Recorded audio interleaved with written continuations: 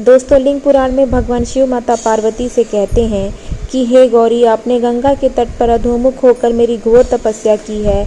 आपने केवल हवा और सूखे पत्तों को खाकर मेरे लिए कठिन व्रत किया है।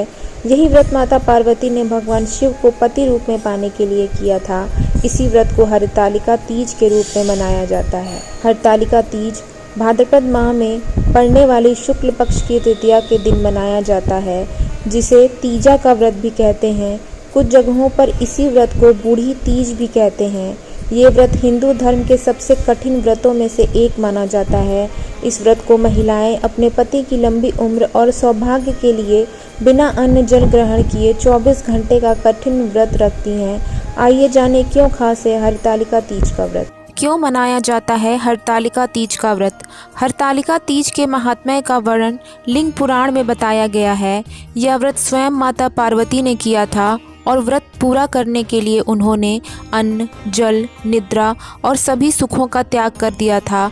इसी व्रत को करने के बाद भगवान शिव और माता पार्वती का पुनर्मिलन हुआ था।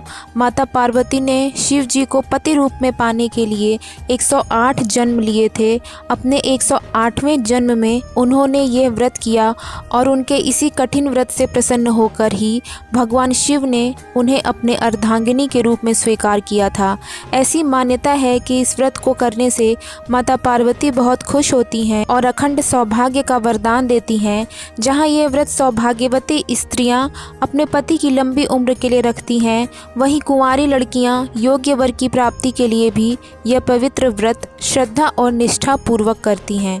मान्यता है कि इस व्रत को हर वर्ष विधि विधान से करने से स्त्रियां पार्वती जी की तरह ही अखंड सौभाग्यवती होकर अंत में शिवलोक को प्राप्त करती हैं। क्यों हरतालिका तीज कहते हैं इस व्रत को। हरित और तालिका नामक 2 शब्दों से मिलकर बना है।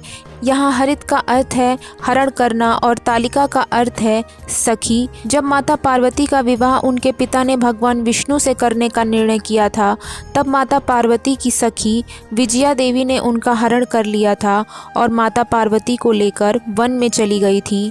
उस समय माता पार्वती ने यह कठिन व्रत आरंभ किया था। सखी विजया द्वारा हरण किए जाने के कारण ही इस व्रत का नाम हरतालिका तीज पड़ा है। विधि विधान से व्रत ना करने पर मिलता है यह दंड। हरतालिका तीज का व्रत एक कठिन व्रत माना जाता है। इस व्रत को पूरे विधि विधान से ही करना चाहिए। मान्यता है कि यदि महिलाएं दूध पीती हुई इस व्रत को करती हैं तो वो अगले जन्म में बिल्ली बनती हैं। इसी प्रकार व्रत के समय पानी पीने पर पपीहा और लेटने पर अजगर का जन्म मिलता है।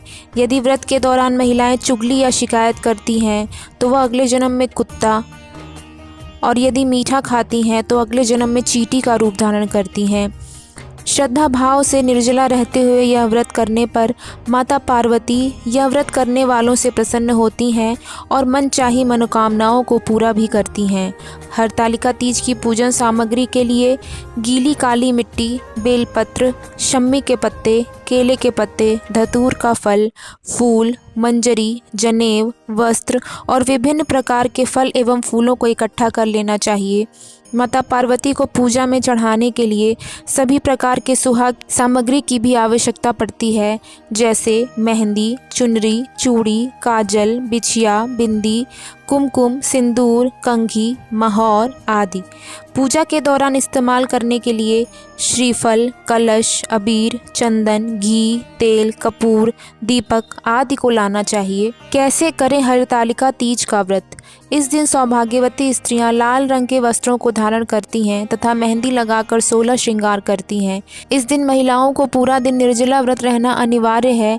घर की सफाई करके एक पवित्र चौकी पर गीली मिट्टी से भगवान शिव और माता पार्वती की प्रतिमा को बनाना चाहिए। इस मिट्टी में गंगा जल मिलाकर पूजन सामग्रियों द्वारा विधिवत पूजन अर्चना करनी चाहिए।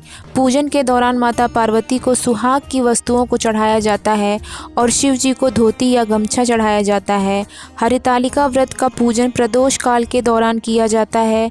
इस व्रत का पूजन पूरी रात चलता है। हर एक पहर में भगवान शिव और माता पार्वती का पूजन किया जाता है और रात्रि जागरण के बाद सुबह की पूजा करनी चाहिए। पूजन में सुबह 4 बजे माता पार्वती को सिंदूर और ककड़ी व हलवे का भोग लगाना चाहिए। चाहिए। फिर इसी ककड़ी और हलवे को प्रसाद खाकर उपवास तोड़ना चाहिए। अंत में सभी पूजन सामग्री को एकत्रित करके किसी पवित्र नदी या कुंड में विसर्जित कर दिया जाता है। दोस्तों, सुहाग और सौभाग्य के लिए किए जाने वाले बेहद ही कठिन हरतालिका तीज व्रत पर आधारित यह वीडियो आपको कैसा लगा, हमें कमेंट बॉक्स में कमेंट करके ज़रूर बताएं। इस वीडियो को लाइक एंड शेयर करें ताकि ज़्यादा से ज़्यादा लोगों को हरतालिका तीज व्रत की जानकारी हो। और हाँ, चैनल को अभी तक सब्सक्राइब नहीं किया है तो जल्दी से सब्सक्राइब करके बेल आइकन को ऑल पर सेट कर दें। ओम नमः शिवाय।